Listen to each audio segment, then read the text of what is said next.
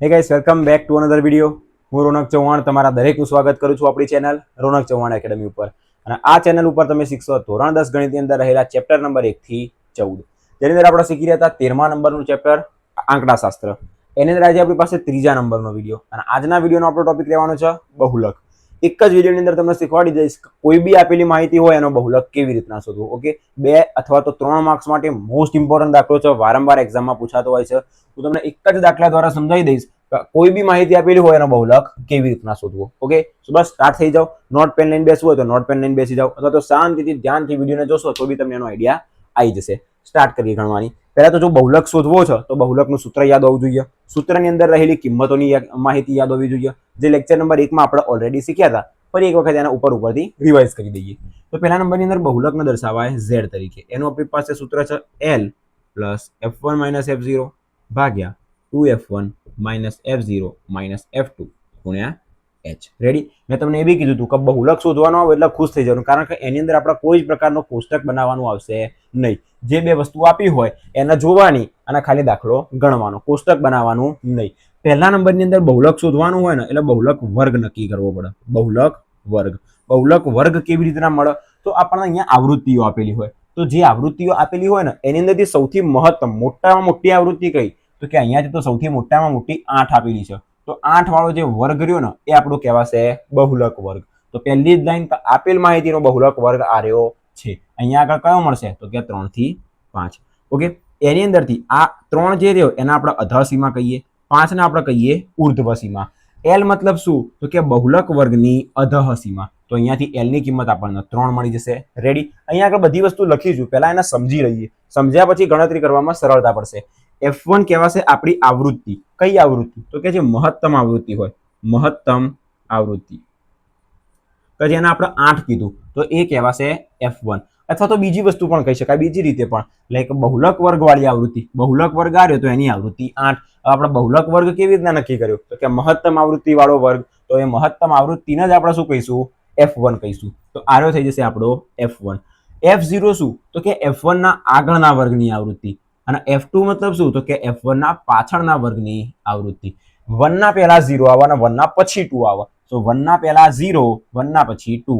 સો f0, f1 અને f2 ત્રણેયની કિંમત મળી જશે.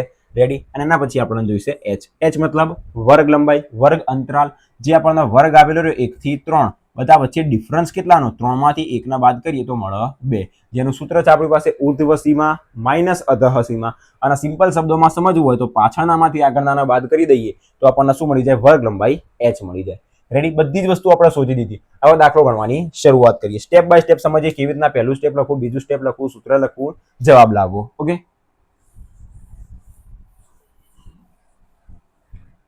તો પહેલું કામ આપણે એ નક્કી કરવાનું કે આપેલ માહિતીનો બહુલક વર્ગ કયો છે. તો એ આપણે મનમાં નક્કી કરવાનું અને નક્કી કર્યા પછી લખવાનું.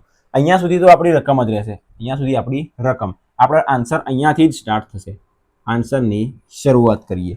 પહેલા નંબરની અંદર બહુલક વર્ગ નક્કી કરવાનો. દરેકના આઈડિયા આવી ગયો. મહત્તમ આવૃત્તિ 8, તો બહુલક વર્ગ થશે 3 થી 5. તો આન્સર સ્ટાર્ટ થયો. આ લખવાનું કે આપેલ માહિતીનો બહુલક વર્ગ, આપેલ માહિતીનો બહુલક વર્ગ કયો છે? એ 3 થી 5 છે.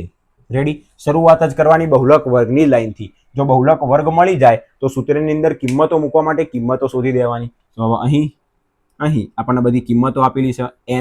l મતલબ બહુલક વર્ગની અધઃસીમા 3 થી 5, તો અધઃસીમા 3, 5 કહેવાય એની ઉર્ધ્વસીમા. પછી હવે આપણી પાસે f1 મતલબ મહત્તમ આવૃત્તિ જે 8 રહી. f0 મતલબ 8 ના આગળની આવૃત્તિ 7. f2 મતલબ 1 પછીની, મતલબ એના પછીની, જે થશે 2. અને વર્ગ લંબાઈ h, જે શું કહેવાય? આ બંને વચ્ચેનો ડિફરન્સ. 5 માંથી 3 ને બાદ કરીએ તો કેટલા મળશે? તો કે 2 મળશે. તમે અહીંયાથી 3 માંથી 1 બાદ કરશો તો બી 2 જ મળશે. બધાની અંદર વર્ગ લંબાઈ કેવી મળે? સરખી જ મળે. 9 માંથી 7 ને બાદ કરો, 11 માંથી 9 ને બાદ કરો. રેડી? અહીંયા સુધી આ પહેલી બે વસ્તુ. પહેલા બહુલક વર્ગ, નીચે બધી કિંમતો મળી ગઈ, સૂત્ર લખીને કિંમતો મૂકી દઈએ. સો હવે બહુલક z બરાબર સૂત્ર કયું? l પ્લસ f1 - f0 ભાગ્યા 2f1 minus f0 minus f2 ગુણ્યા h. જો હાલ સૂત્ર યાદ ના રહે ને તો ચિંતા કરવાની નહીં, ટેન્શન લેવાનું નહીં.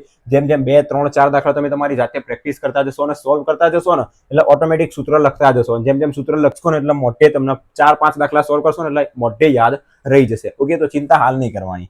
સો તેથી z બરાબર l ની કિંમત કેટલી કે 3 plus f1 minus f0 8 minus 7 8 minus 7 છેદમાં 2 વખત f1 તો 2 ગુણ્યા 8 minus f0 kilo 7 minus f2 kilo કે 2 અને ગુણ્યા h કેટલો કે 2. રેડી? તો તેથી z બરાબર 3 પ્લસ 8 માંથી 7 જાય તો 1 ભાગ્યા 8 દુ થશે 16. રેડી? 8 દુ 16 માઇનસ 7 માઇનસ 2 એટલે થશે માઇનસ 9 અને ગુણ્યા 2. કમ્પ્લીટ અહીંયા સુધી. સો બરાબર તેથી z બરાબર 3 પ્લસ આ 2 ના એક સાથે ગુણી દઈએ તો 2 એકા થશે 2.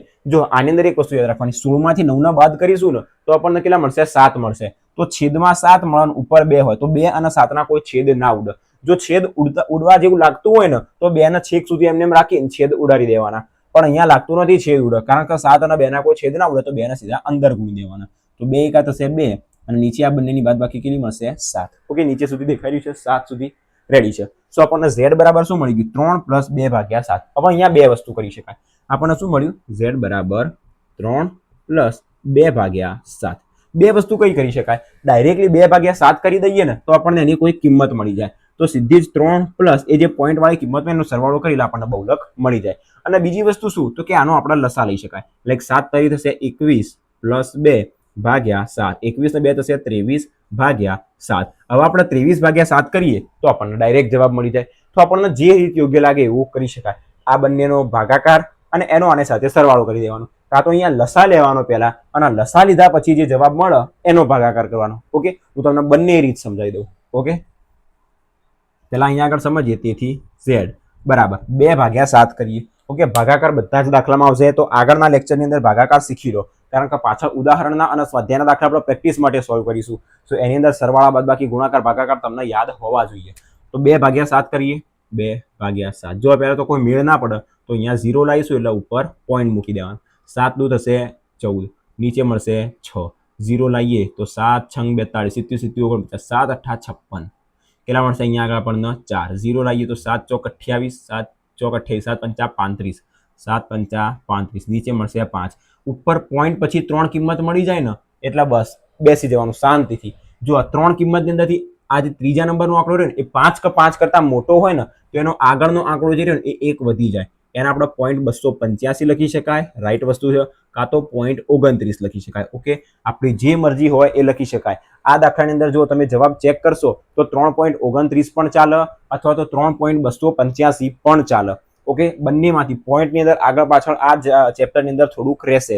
એનાથી કોઈ ચિંતા કરવાની નહીં, કોઈ તમારો માર્ક્સ પણ નહીં કાપવા, કશું જ નહીં થાય. ઓકે, ખાલી આટલી વસ્તુ યાદ રાખો. જો 3 સ્ટેપમાં લખો તો 3 સ્ટેપમાં, 2 સ્ટેપમાં લખો અને જો ત્રીજો સ્ટેપ 5 કે 5 કરતા મોટો હોય ને તો આગળનો આંકડો 1 વધારી દેવાનો. તો 3 પ્લસ આને આપણે આખું રાખીએ પોઈન્ટ 285. તો z બરાબર શું મળી જશે? 3.285. રેડી? એના આવી રીતના બી લખી શકાય કે 3.29. તમારી મરજી, તમે જે જવાબ માનો એ તમે સાચા. ઓકે, હવે આ રીતથી સોલ્વ કરીએ. સો બરાબર અહીંયાથી આપણને z બરાબર શું મળ્યા? 7 લસા લઈ લઈએ તો ઉપર શું મળશે? 7 તરી 21 પ્લસ 2. તો z બરાબર 21 ને 2 થશે 23 ભાગ્યા 7. તો બસ હવે બંનેનો ભાગાકાર કરીએ. ભાગાકાર આપણને આ બંનેમાંથી જ 1 મળશે. રેડી?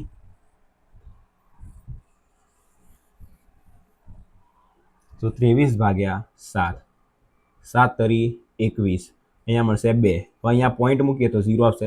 7 દુ 14, અહીંયા મળશે 6. 0 લાવીએ તો 7 8 56, અહીંયા મળશે 4. 0 લાવીએ તો 7 ચોક 28, 7 પંચા 35. 3 સ્ટેપ મળી ગયા. 3.285. સો z બરાબર 3.285. જોઈ લો 3.285. એના તમે z બરાબર 3.29 પણ લખી શકો. ઓકે, આપણી મરજી, જે જવાબ લખશો એ સાચો જ ગણાશે, ખોટો ગણાશે નહીં. ઓકે, કાં તો કોઈ પોઈન્ટની અંદર તમારો અડધો બી માર્ક્સ કાપશે નહીં. બસ આપણને જવાબ મળી ગયો. અહીંયાથી મેં જે તમને કીધું બધા જ દાખલાની અંદર આવી રીતના થશે. કાં તો તમે બંનેનો ભાગાકાર કરી શકો, કાં તો તમે લસા લઈને પછી ભાગાકાર કરી શકો. આપણને જે રીતે યોગ્ય લાગે એનો ઉપયોગ આપણે કરવાનો, કારણ કે દાખલો આપણે ગણવાનો છે. ઓકે, બસ બહુલકની અંદર તો આટલી જ વસ્તુ છે, બહુ સિમ્પલ. એક જ વિડીયોની અંદર તમને આઈડિયા આવી ગયો છે કે બહુલક કેવી રીતના સોલ્વ કરવો. બધા જ દાખલાની અંદર પહેલા નંબરની અંદર શું શોધવાનું તો કે આવૃત્તિ ચેક કરવાની. મહત્તમ આવૃત્તિ કઈ? જે મહત્તમ આવૃત્તિ હોય એ આપણો બહુલક વર્ગ. બહુલક વર્ગ આપેલો હોય એની અંદરથી આગળનો ભાગ જે અધસીમા કહેવાય, જે આપણો L થશે બહુલક વર્ગની અધસીમા. એના પછી F1 મતલબ મહત્તમ આવૃત્તિ, F0 મતલબ મહત્તમ વર્ગના આગળના વર્ગની આવૃત્તિ અને F2 મતલબ એના પછીની આવૃત્તિ. રેડી? H મતલબ વર્ગ લંબાઈ. દરેકને શોધતા આવડી જાય. પાછળના પદમાંથી આગળના પદને બાદ કરી દેવાનું, ઉર્ધ્વ સીમામાંથી અધઃ સીમાને બાદ કરી દેવાનું. આ ગમે તે માટે ચેક કરો, H ની કિંમત સરખી જ મળશે. પછી બધી કિંમત સૂત્રમાં મૂકીને સરવાળો, બાદબાકી, ગુણાકાર, ભાગાકાર જે થાય એ આપણે નાના હતા ત્યારથી શીખતા થયા છીએ. ઓકે, અને પોઈન્ટ વાળી વસ્તુ રહી એટલે શાંતિથી અને ધ્યાનથી કરવાનું, જેથી જવાબમાં કોઈ આગુ પાછું ના થાય. રેડી? સો આજના વિડીયોની અંદર આપણે બહુલક શીખ્યા. આની જો તમારા નોટ્સ જોઈતી હોય તો અહીંયા તમને મળી જશે. ઓકે, 7 પંચા આપણે અહીંયા ભાગાકાર કર્યો 7 વડે તો 7 છંગ. ઓકે, આઈ થિંક બરોબર જ છે ને. અહીંયા આગળ અહીંયા જવાબ 3.286 લખેલું છે. એટલે તમે અહીંયા આગળ પોઈન્ટની અંદર જવાબમાં કોઈ ફેર પડશે તો કોઈ વાંધો આવશે નહીં. ઓકે, 23 ભાગ્યા 7 કરશો. 7 તારી 1 7 2 14, 7 8 56, 56 પછી 4 મળે તો 7 પંચા 35, 7 છંગ 42 વડે સીધું ડર્યો છે. ઓકે, જવાબની અંદર કોઈ ફેર પડશે નહીં. 3.285 આવશે તો પણ ચાલશે, 3.284 આવશે તો પણ ચાલશે, 3.286 આવશે તો પણ ચાલશે. પોઈન્ટની અંદર આગા પાછી જોઈએ નહીં. જો 3ની અંદર 3ની જગ્યાએ 4 કે 2 ના થવું જોઈએ, કારણ કે એ મહત્વનું છે. પાછળનો છેલ્લો આંકડો બદલાશે તો ચાલે. ઓકે, આ યાદ રાખી લેજો, કારણ કે એમાં કોઈ ચિંતા કરવાની નહીં. ઘણા લોકો 2 સ્ટેપમાં જવાબ લાવે, ઘણા લોકો 3માં લાવે, ઘણા લોકો 4માં લાવે. 4માં લાવ્યા પછી એવરેજ કરે, કોઈક 3માં લાવ્યા પછી 2માં એવરેજ કરે, કોઈક 2માં લાવ્યા પછી એમનું એમ પણ મૂકી દે. એટલે આપણે 3 સ્ટેપની અંદર જવાબ લાવવાનો અને 3 સ્ટેપ મૂકી દેવાના. ઓકે, તમે અહીંયા આગળ પાછળનો આંકડો લાવશો ને તો અહીંયાથી શું મળશે? 5 મળશે. 0 લાવશો એટલે શું મળશે? 7 છંગ 42, 77 49, તો 1 મળશે. હવે પાછળનો આંકડો 7 મતલબ 5 કરતા મોટો રહ્યો તો આની અંદર 1 વધી જાય તો આ 5 નો 6 થઈ જાય. તમને જવાબ 3.286 મળે. કોઈક 286 લખે, કોઈક અહીંયા આગળ આપણે જેમ લખ્યું 285 એમનો એમ લખે, કોઈકે 3 સ્ટેપ લીધા પછી 2માં એવરેજ કર્યું તો 3.29 લખે. ઓકે, તો એનાથી ચિંતા કરવાની નહીં, જવાબની અંદર ફેર પડે નહીં. આની જો તમારા નોટ્સ જોઈતી હોય તો તમને ડિસ્ક્રિપ્શન બોક્સમાં મળી જશે. કમ્પ્લીટ 14મા ચેપ્ટરની નોટ્સ મળી જશે, જેની અંદરથી મધ્યક, મધ્યસ્થ, બહુલક આ 3 જે આપણે ઇન્ટ્રોડક્શનમાં એક્ઝામ્પલ શીખી રહ્યા છીએ એની પણ નોટ્સ મળી જશે, અને સાથે સાથે એક્ઝામ્પલના સ્વાધ્યાયના દાખલા પણ મળી જશે. ઓકે, એની લિંક તમને ડિસ્ક્રિપ્શન બોક્સમાં મળી જશે, વિડીયોના એન્ડમાં મળી જશે અને ઉપર આઈ બટન ઉપર પણ મળી જશે. આજના વિડીયોમાં અહીંયા સુધી રાખીએ. કમેન્ટ બોક્સની અંદર જરૂરથી જણાવજો કે તમને બહુલકના દાખલાની અંદર કમ્પ્લીટ આઈડિયા આવ્યો કે ના આવ્યો. બધા જ બહુલકના દાખલા આવી રીતના સેમ મેથડથી સોલ્વ કરવાના છે. ઓકે, આના પછીના વિડીયોમાં મળીએ લેક્ચર નંબર 4માં. એની અંદર શું શીખવાના છીએ? મધ્યસ્થ શીખવાના છીએ. તો લેક્ચર નંબર 4ની અંદર મધ્યસ્થ માટે રેડી થઈ જજો. વિડીયોને લાઇક, શેર અને ચેનલને સબસ્ક્રાઇબ કરવાનું ભૂલતા નહીં. આના પછીના વિડીયોમાં મળીએ. જય શ્રી રામ.